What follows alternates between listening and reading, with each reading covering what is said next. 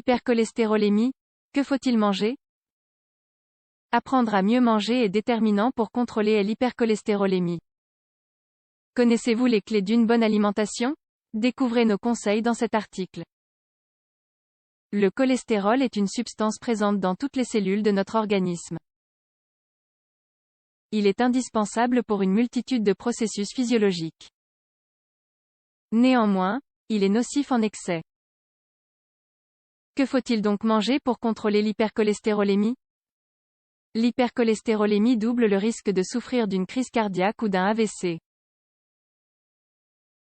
Face à cela, la stratégie est toujours de réduire la consommation d'aliments riches en cholestérol. Cependant, en prenant en compte le fait que 90% du cholestérol de notre sang ne provient pas de la nourriture mais de notre propre organisme, il s'agit d'une action inutile et parfois contre-productive. En effet, la Société espagnole de cardiologie souligne que 80% des personnes souffrant d'hypercholestérolémie à haut risque cardiovasculaire ne contrôlent pas leurs chiffres. Par conséquent, que faut-il manger en cas d'hypercholestérolémie? La clé est d'agir sur la synthèse endogène. Que faut-il manger pour contrôler l'hypercholestérolémie? Ne pas supprimer le cholestérol de notre alimentation. Oui, vous avez bien lu. En effet, il s'agit de faire exactement le contraire de ce que vous pensiez. Notre organisme régule le cholestérol à travers des mécanismes de rétroaction négative. Autrement dit, plus il y a de cholestérol, moins il en fabrique. Toutefois, la production endogène ne peut ralentir qu'avec l'augmentation du cholestérol provenant de l'alimentation. Par ailleurs, lorsque le cholestérol est bas, une série de processus destinés à augmenter sa production s'activent. Mais il faut être prudent au moment de choisir les aliments contenant du cholestérol, car certains d'entre eux sont nocifs dans d'autres circonstances. À ce propos, les œufs peuvent représenter une excellente alternative. Consommez des aliments riches en oméga 3 et oméga 9. L'oméga 3 et l'oméga 9 permettent d'inhiber la production de cholestérol. De plus, l'oméga 3 réduit également la synthèse des protéines qui le transportent vers les artères et contribue à éliminer les plaques de cholestérol déjà formées.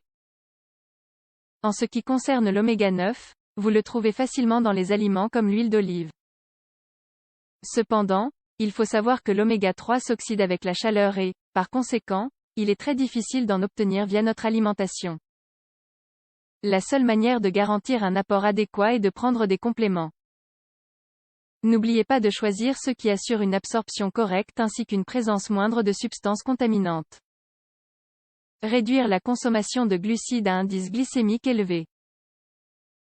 L'insuline est capable d'activer les mécanismes nécessaires pour augmenter la synthèse du cholestérol. Il est donc fondamental d'éviter la consommation de ces aliments qui augmentent sa production. Il s'agit principalement des glucides à indice glycémique élevé. Consommez des aliments capables d'augmenter la protéine HDL. HDL sont les sigles anglais pour dire « protéines de haute densité ». Bien qu'il ne s'agisse pas d'un type de cholestérol, il en existe un seulement, cette protéine permet de le transporter.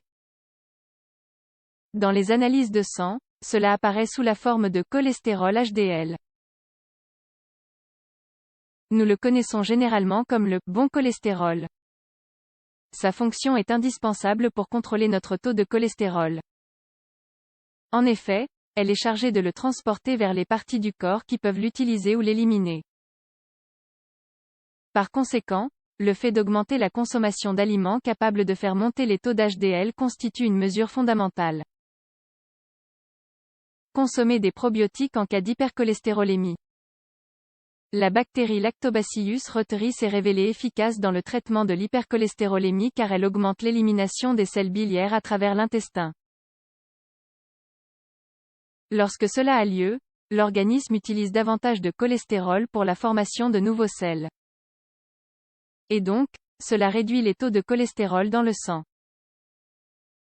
Afin qu'ils soient efficaces, les probiotiques doivent contenir au moins 10*6 UFC, être d'origine humaine, arriver et demeurer actifs dans l'intestin. Finalement, loin de supprimer le cholestérol de l'alimentation, la clé est plutôt d'agir sur la synthèse endogène.